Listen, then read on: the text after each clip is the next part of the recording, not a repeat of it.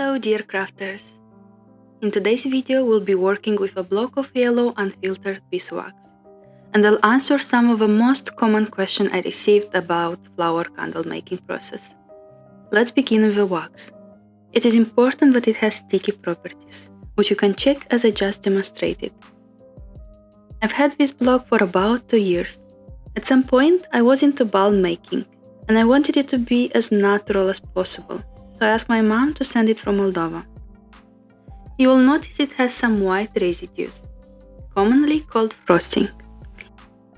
It is typical for natural waxes and is completely normal.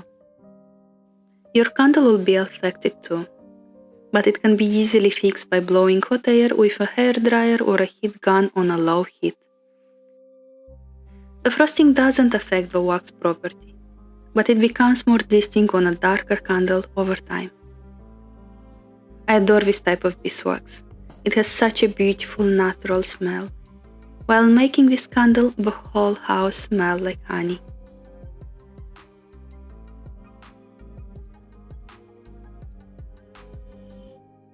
Unfortunately, in the UK, raw beeswax from a farm costs double the price of processed white beeswax. White beeswax is not only cheaper in my area, but it also requires less dye to color the candle. However, I know that in some countries white beeswax is hard to find, or farm-sourced wax is more accessible. So I decided to film this video to inspire you to create with the materials available to you.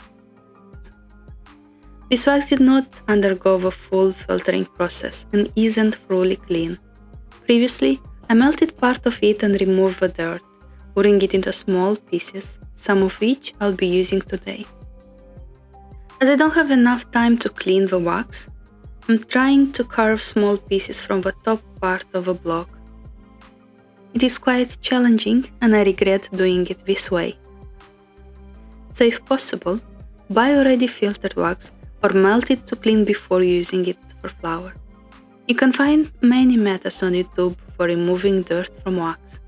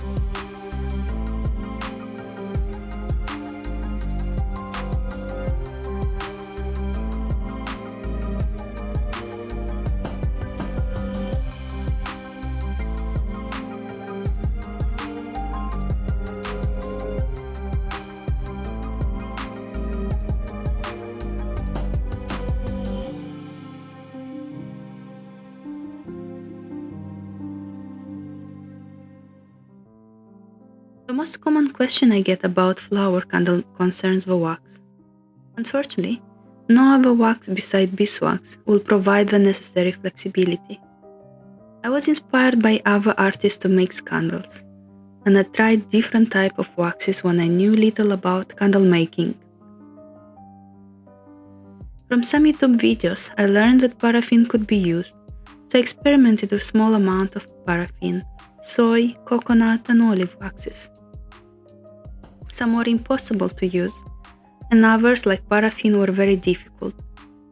You must keep the petals warm to maintain flexibility, and once the candle's cool, it becomes very fragile. So yeah, only beeswax is truly suitable for this technique, but you should look for a sticky type for more enjoyable process.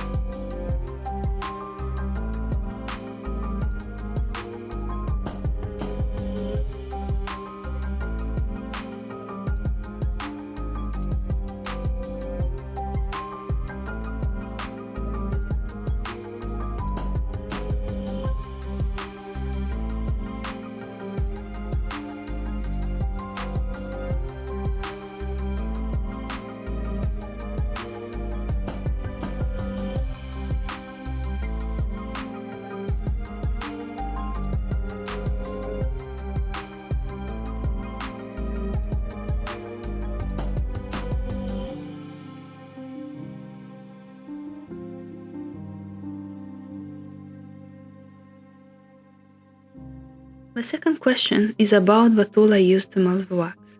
I use a mug warmer with adjustable temperature. If you don't have one, you can still use a stove, and I know some use microwave as well. I personally use a heat gun to speed up the melting process.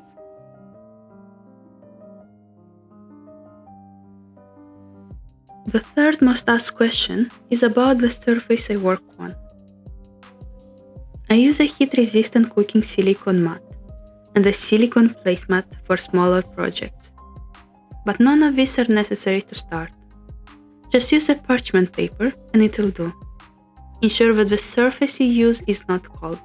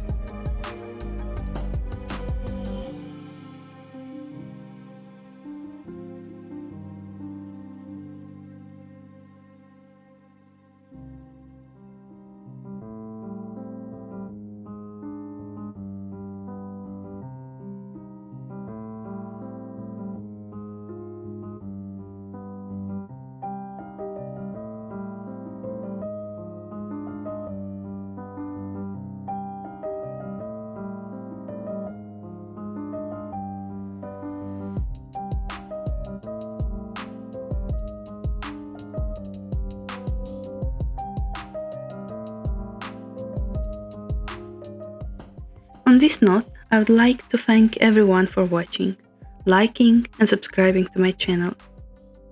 You inspire me to create more.